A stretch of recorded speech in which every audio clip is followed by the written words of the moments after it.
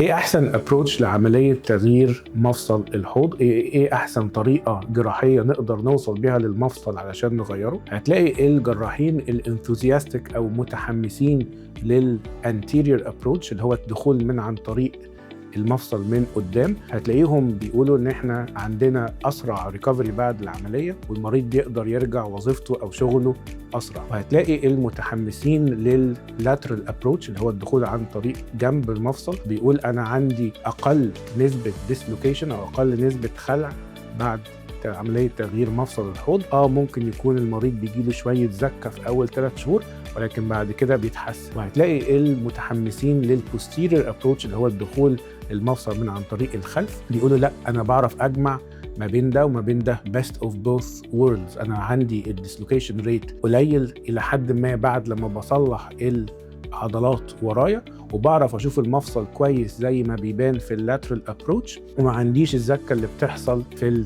المشي بعد اللاترال ابروتش. الحاجات دي كلها الى حد ما صحيحة، ولكن كل الدراسات لقت إن بعد 3 شهور من الجراحة الكل بيتساوى وبيبقى فقط هو الوضع اللي اتحط فيه المفصل اللي هو الامبلانت بوزيشن، هو ده اللي بيكمل مع المريض بقية العمر، وهو ده اللي بيفرق معانا في الاوتكم النهائي بتاع المفصل. فالاوتكم مش معتمد على هدخل المفصل من قدام ولا من ورا ولا من الجنب، الاوتكم معتمد على البوزيشن اللي هيتحط فيه المفصل.